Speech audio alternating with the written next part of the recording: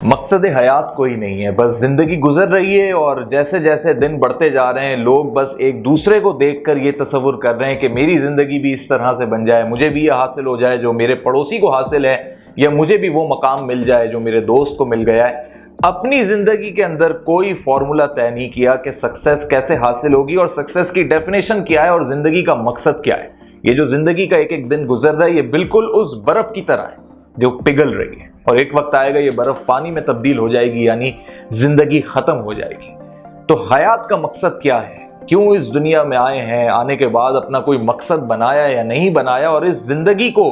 گزار کے جب چلے جاؤ گے تو اس دنیا کو کیا دے کے جاؤ گے؟ یا جب اس زندگی کو آج گزار رہے ہو تو اس میں سوسائٹی کو دے کیا رہے ہو؟ سوسائٹی کے لیے تمہارا وجود کتنا قیمتی ہے؟ سوسائٹی تم سے کتنا استفادہ لے رہی ہے؟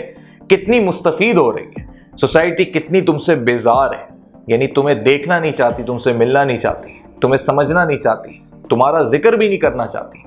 اور اگر سوسائٹی اس قابل ہے کہ تمہارے لیے وہ اپوائنٹمنٹ لے رہی ہے اور سوسائٹی یہ چاہتی ہے، یعنی پورا معاشرہ یہ چاہتا ہے کہ تمہارا وقت ملے، تمہاری گفتگو سے مستفید ہو، تمہارے پلان سے مستفید ہو، تمہیں لیڈر ماننا چاہتی ہے، تمہیں فالو کرنا چاہتی ہے یا تم سے کنیکٹ ہونا چاہتی ہے، تو تم خوش قسمت انسان ہو۔ اب یہ خوش قسمت ہونا یا نہ ہونا تمہارے اپنے ہاتھ میں، اور یہ صرف ایک بنیاد پر ہے اور وہ ہے مقصد حیات۔ زندگی کا مقصد کیا ہے؟ زندگی کا مقصد خود بنایا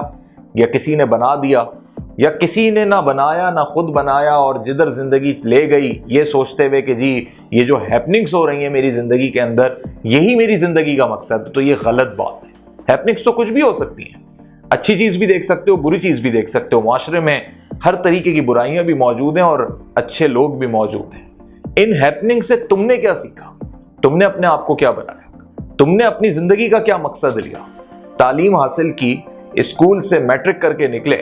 تو اس پورے 10 یا 12 سال کے سفر کے اندر کوئی آبجیکٹ بنایا اپنی زندگی کا کہ میں زندگی کے اندر معاشرے کے لیے، اپنے ملک کے لیے، اپنی کمیونٹی کے لیے یا اس امت کے لیے کچھ اچھا کام کرنا چاہتا ہوں؟ اگر کوئی مقصد نہیں بنایا اور صرف یہ سوچ لیا کہ جی پڑھائی اس لیے کر لی ہے کہ تعلیم حاصل کرنے کے بعد کچھ پیسے آ جائیں گے، کما لوں گا، ہائر ڈگری لے لوں گا، اسکالرشپ پہ کہیں باہر چلا جاؤں گا، ایک اچھی نوکری مل جائے گی، انٹرپرینیور بن جاؤں گا، اور اس کے بعد شادی ہو جائے گی، اور شادی ہونے کے بعد بچے، اور پھر یہی ایک نارمل روٹین لائف جو ایک پورا سائیکل ہے لائف کا، اور پھر مر جاؤں گا آخر میں۔ لیکن اس معاشرے کو کیا دے کے جا رہے ہو؟ اس معاشرے نے تمہیں کیا دیا؟ اور تم نے اس معاشرے سے کبھی کوئی وعدہ کیا؟ اس معاشرے پہ کبھی غور کیا؟ یا تم معاشرے سے بیزار آ چکے ہو کہ تمہیں یہ لگتا ہے اس معاشرے کو میں نے کچھ دینا ہی نہیں، یہ معاشرہ بے وقوفوں کا معاشرہ ہے، یہ معاشرہ ظالموں اور جاہلوں کا معاشرہ ہے۔ اس معاشرے میں اگر تمہارے ساتھ زندگی میں کوئی ایسا واقعہ رونما ہو چکا ہے کہ تم یہ سمجھتے ہو کہ تمہیں اب اس معاشرے کو اگر کچھ نہیں دینا تو تم غلط سمجھتے ہو، کیونکہ صرف ایک ایسے واقعے کی وجہ سے جس کی بنیاد پہ تم نے اپنی سوچ یہ بنا لی کہ مجھے اس معاشرے سے اب کوئی غرض نہیں۔ ہاں، اس معاشرے میں نے اپنی پروڈکٹ بھی بیچنی ہے، کاروبار بھی کرنا ہے، اپنے اسکلز بھی بیچنے، سروسز بھی دینی ہے، لیکن اس معاشرے سے میرا تعلق صرف پیسہ کمانے کی حد تک ہے۔ تو پیسہ کمانے والے تو بہت غلط طریقے سے بھی پیسہ کما لیتے ہیں، معاشرہ انہیں بھی پیسہ دے دیتا ہے۔ لیکن اگر تم اس معاشرے کے لیے ایک ایسا کردار بننا چاہتے ہو کہ کل کو تم رہو یا نہ رہو معاشرہ تمہاری مثال دے، اچھائی میں تمہارا نام ہو، تمہاری خدمات میں تمہارا اعتراف ہو، اور ایسے بہت ساری شخصیات آج زندہ بھی ہیں اور اس دنیا سے چلی بھی گئیں جنہیں معاشرہ یاد کرتا ہے، اور ان کے لبادے، ان کے دین، ان کی ثقافت، ان کی زبان کی وجہ سے نہیں، یا ان کے علاقائیت کی وجہ سے نہیں، بلکہ ان کے کردار کی وجہ سے، چاہے وہ کوئی بھی۔ رُت فاؤ نامی ایک ایسی عورت جو مسلمان ہی نہیں ہے،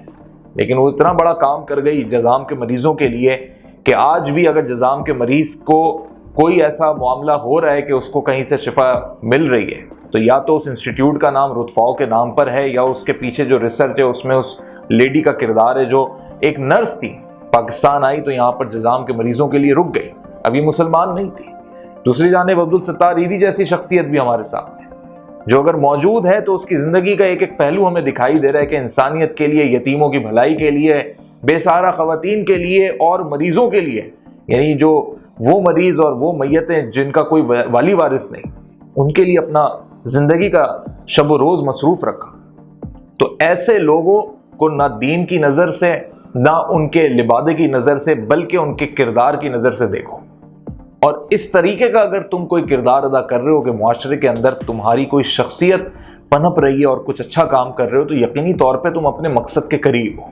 لیکن اگر ایسا کوئی کام نہیں کر رہے, نہ زندگی کا کوئی مقصد ہے اور یہ سمجھتے ہو کہ مقصد حیات یا آبجیکٹ آف لائف یہ ہے کہ صرف پیسہ کمانا ہے, لگژریز چاہیے, بڑی بڑی گاڑیاں آ جائیں اور بہت اچھا بینک بیلنس ہو جائے, معاشرے میں عزت ہو اور پیسے کی بنیاد پہ عزت ہو, تو یہ مقصد حیات نہیں ہے. مقصد حیات در حقیقت انسان کا اس دنیا میں آنے کا وہ بنیادی پہلو اور وہ وجہ ہے جس کی وجہ سے اللہ نے تمہیں اس خطہ ارض پہ پیدا کیا. تم چاہتے تو کسی اور ملک میں, اللہ چاہتا تو پیدا کر دیتا, تمہارے بس میں ہوتا, تم سے پوچھا جاتا تو تم اپنی مرضی کا ملک بتا دیتے. لیکن اللہ نے تمہیں اگر کسی جگہ پیدا کیا ہے, تم کسی جگہ پر اگر پیدا ہوئے ہو تو اس کے پیچھے کوئی نہ کوئی لاجک ضرور ہے جس کو تلاش تم نے کرنا ہے, کیونکہ تمہیں اشرف المخلوق کا درجہ دیا.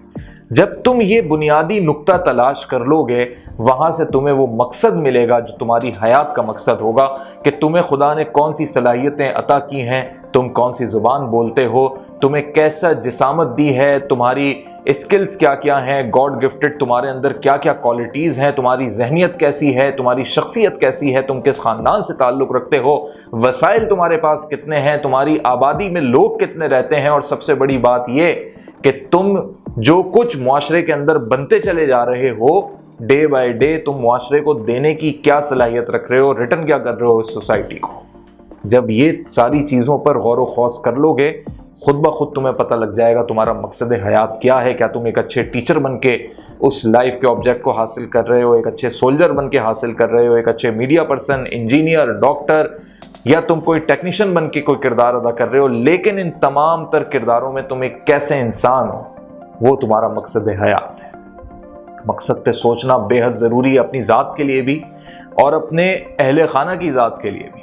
کیونکہ کل جب تم چلے جاؤ گے تو پیچھے جو تمہارے رہ جائے گا وہ تمہاری اولاد ہے, اور وہ اولاد جو کچھ کرے گی وہی تمہارے لیے یا تو نیک عمل بن کے ایک صدقہ جاریہ ہوگا یا پھر عذاب کی صورت میں تمہاری قبروں پر ہوگا. تو اگر موت پر یقین ہے, یوم آخرت پر یقین ہے, تو مقصد حیات کی طرف آؤ اور مقصد حیات کو سمجھو کہ زندگی کا کیا مقصد ہونا چاہیے.